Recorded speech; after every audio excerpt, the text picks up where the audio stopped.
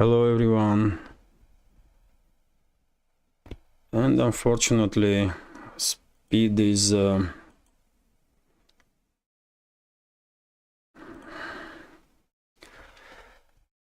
everyone. Thank you all for your attention, for participating in this stream. Unfortunately, once again internet speed is too bad as it was Wednesday, and I'm afraid I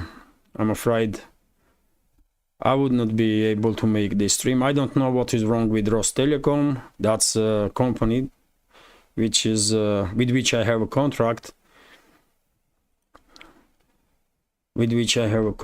And unfortunately this company is disappointing second time in a row. Can you tell me if sound and video is okay, or because I can see here on OBS and internet speed is clearly not good.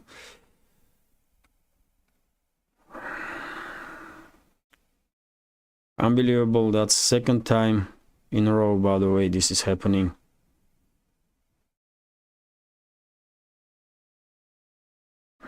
Well,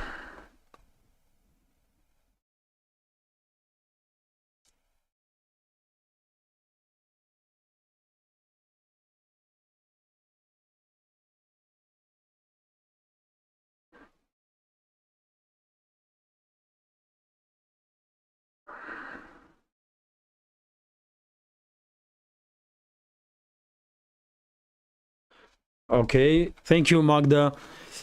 Administrator Magda is telling me that sound and video is okay, so I will continue, dear friends, if I may. There may be some technical issues, time to time, because I clearly can see here through OBS that internet speed is bad. I will deal with it. I will deal with this. For next live stream, I will make a contract with another company. Hopefully, it will provide better internet. But anyway, let's go through some news. I prepared a little update for you, and because during the week I didn't receive any questions through Boosty, Patreon, and PayPal. After news update, I will end live stream. If there will be any questions right now during the live stream on donation alert or Boosty, I can check, and I will definitely try to answer. But in any case, let's go through some news now. And once again, I apologize for any possible technical issues with sound and video. This is not my fault. Unfortunately, internet speed is too bad. And well, let's go through some news now. RIA Novosti reported today, after I uploaded first update, that over the Krasnodarsk region, Russian air defense systems shut down 10 Ukrainian drones. Once again, Kyiv regime tried to strike deep inside Russian territory, and Russian air defense systems were ready for this attack. No reports about casualties on the ground among civilians or any more or less significant damage. Also, Vzгляд newspaper is reporting that Russian military personnel destroyed yet another air defense system of Kyiv regime, Iris-T. This time also Western-made air defense system. And on my Telegram channel, maybe some of you did see video of destruction of the launcher of that Iris-T air defense system. And of course, Kyiv regime nowadays are experiencing quite significant difficulties when it comes to air defense systems. Zelensky and his associates basically are demanding at this point all NATO member states to give them whatever air defense systems they have. RT is reporting that Ukrainian citizens could have up to 5 million weapons on their hands, and not just firearms, but also grenades and some other weapon systems. So let's go through this news. Ukrainians currently pose up to 5 million weapons that have been passed out to the population by the government. Interior Minister Igor Klimenko warned on Friday. The authorities have not been able to keep track of all the arms. Can you imagine? Interior Minister is saying this openly, that government is unable to track all the weapons that they give to population in Ukraine. Adding that a significant number of firearms are held illegally. That's quite stuff to say, really. And we all know where this significant number of these weapons will eventually end up, on the black market, of course, and most likely thousands or maybe even tens of thousands of weapons have been already sold to drug cartels, to terrorist organizations, to whoever will pay. And if you are living in Europe, for example, and if you notice in your country increase in crime when firearms are involved, then most likely those firearms have been delivered to Europe from Ukraine. Let's continue, and of course, main topic of the day still is Iran's retaliatory strike on Israel. After on 1st of April, Israel conducted a strike on the consulate of Iran in Damascus, Syria, during which 7 militaries have been killed, including 2 generals. And well, Netanyahu claimed today success in defeating Iranian strikes. And according to Israeli officials, 99% of Iranian drones and missiles have been shut down. As I mentioned in the first update, both sides will provide different information. Israel will try to downgrade the effectiveness of Iranian strike. Iran will do exactly the opposite. RT is reporting that Biden told Netanyahu he would not support retaliation against Iran, according to Axios. So today, Israeli government already made statements that they will conduct retaliatory strike now on Israel, and or another strike on Iran. Sorry, and seems like. At least for now, Biden's administration not really happy about possibility of further escalation. Although, if you remember, quite a number of times previously, I said that according to my reading of the big picture, among Western ruling class, there certainly are groups of influential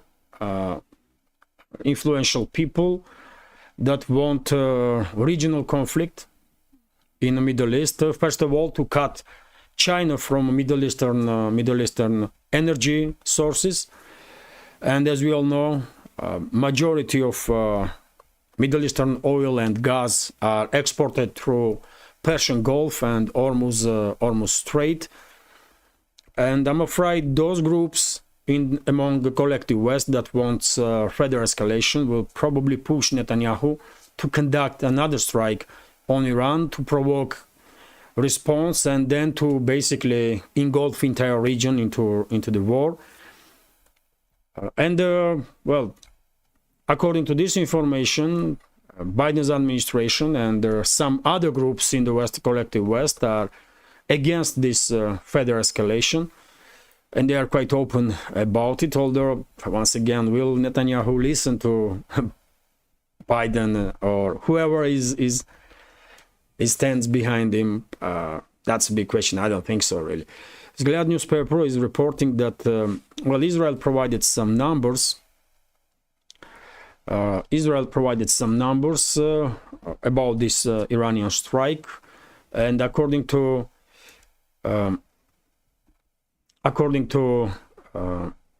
Israeli numbers, 200 drones and missiles have been launched. About 200 missiles and drones have been launched by Iran towards Israel, and as I already mentioned, Israeli side claims that 99% of them have been destroyed. But some other sources, including ABC, by the way, is speculating with very different numbers. According to ABC, for example, a US propaganda outlet, Iran launched from 400 to 500 drones and about 150 different type of missiles, cruise missiles and surface-to-surface missiles. Unbelievable numbers. I can understand if Iran launched about 200 drones, cruise missiles, surface-to-surface missiles, but 400 to 500 drones and another 150 missiles, I mean, come on, man. This is total nonsense. But that's ABC, by the way. That's MSM in the West. They are coming up with some BS stories that really hard to take seriously. And as I just mentioned, there are certain groups among collective West that want further escalation in the Middle East, entire region, to end up in war. And one of them, or let's say puppet of those groups, one of the puppets of those groups are, of course, Bolton. John Bolton, former advisor of the Trump in matters of security, national security, and Bolton called the Israeli government to conduct a strike on Iran's nuclear facilities, to destroy Iran's nuclear program. Well, hard to tell what Netanyahu's government will do, but previously we had reports from Iran or statements from Iran when high-ranking officials make it quite clear that if Israel will attack nuclear facilities in Iran, then Iran will also attack nuclear facilities in Israel. So Tehran is quite clear about this situation, and let's hope Israeli side will stop escalating with Iran.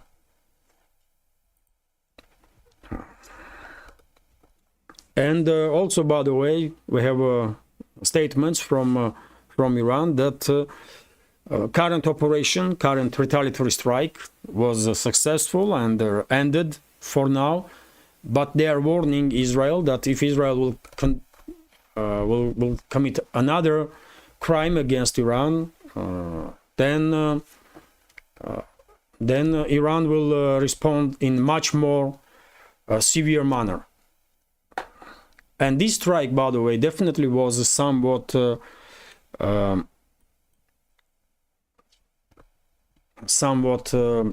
I'm forgetting this word constantly, by the way. Let me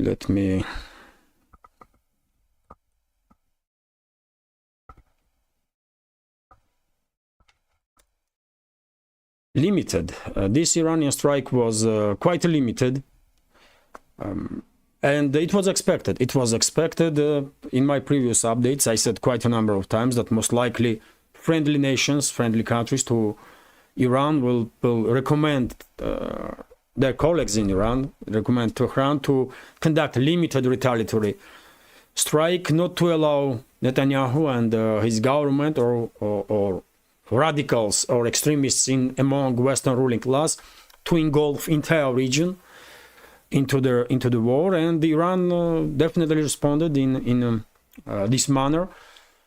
Quite limited operation, but I have no doubts but that if Israel will further escalate and will conduct strikes against Iran, then next response from Iran gonna be much more devastating.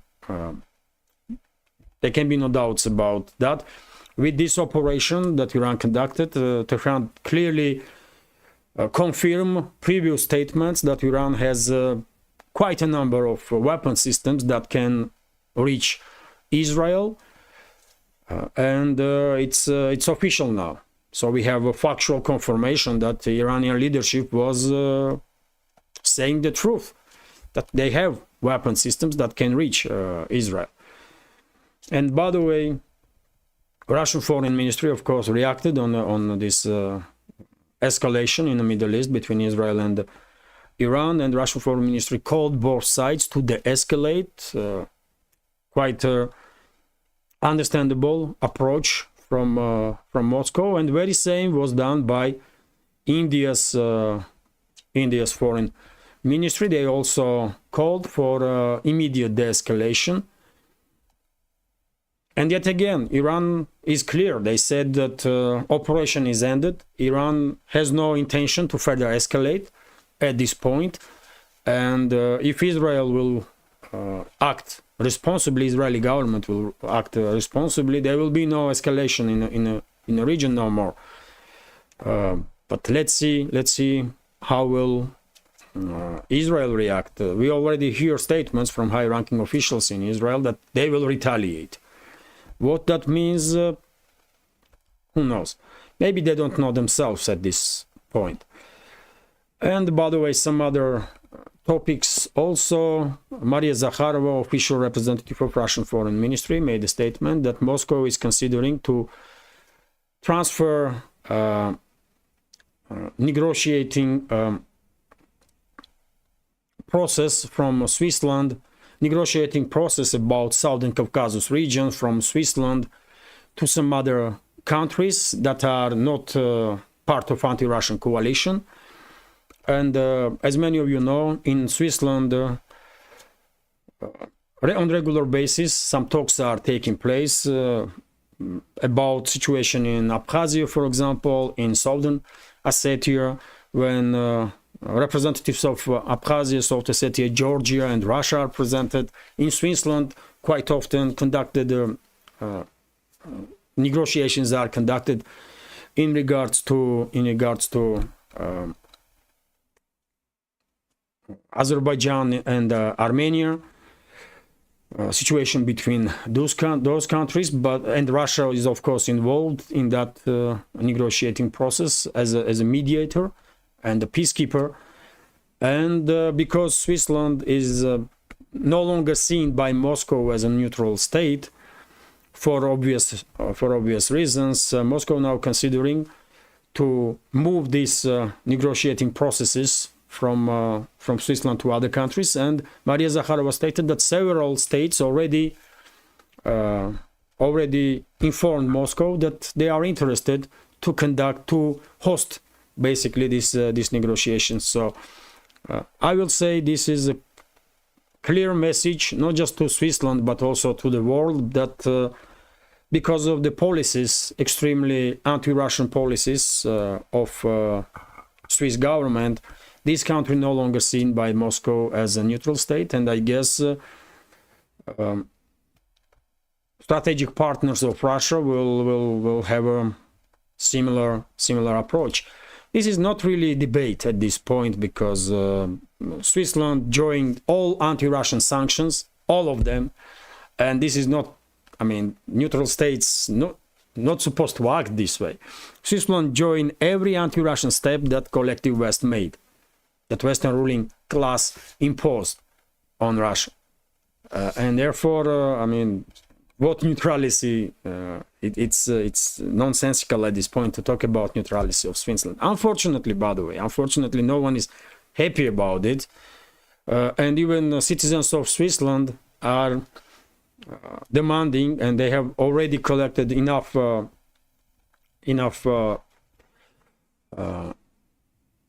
applications from citizens to conduct a referendum in Switzerland about neutrality, to influence current policies of the government. But I'm afraid even if there will be a referendum in Switzerland, and even if Swiss society will vote to maintain neutrality, I'm afraid government would not listen. Government will just not listen, because very same government already acting against Russia in every way possible, and it's already in breach of Swiss neutralis. These actions of the Bern already in breach of Swiss neutralis. But anyway, let's continue. Vzglyad newspaper is reporting that according to article in Financial Times, France and Serbia are close to reach agreement on Rafale fighter jets.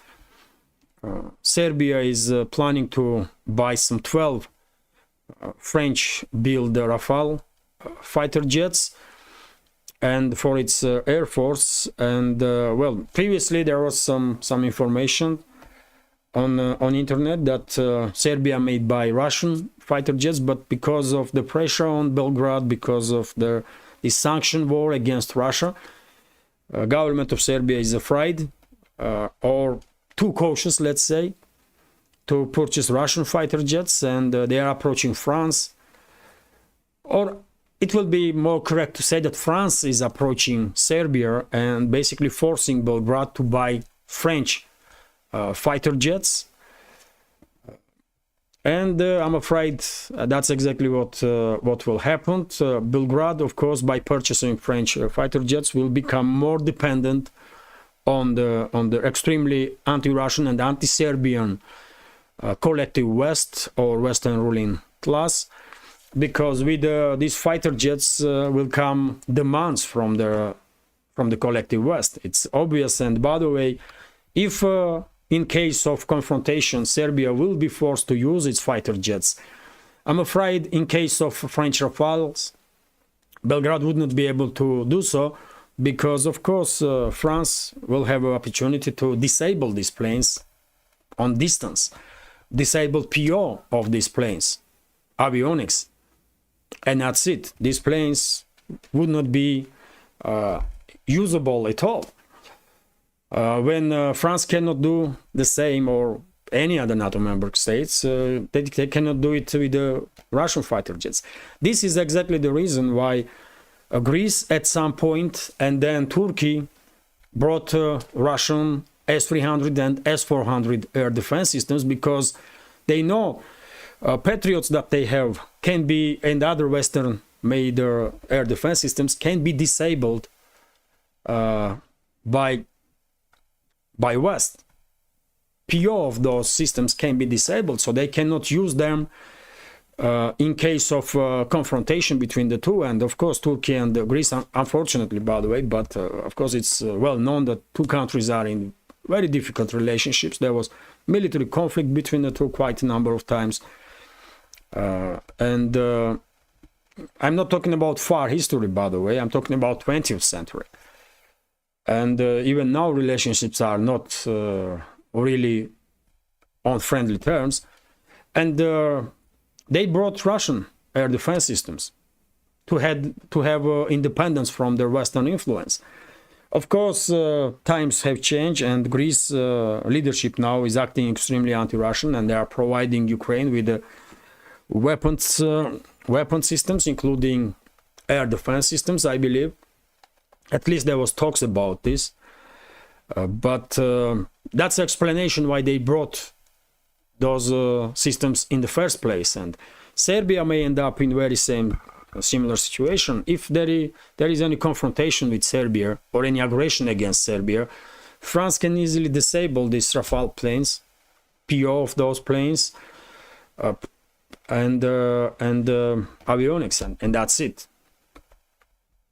Belgrade would not be able to use them while paying for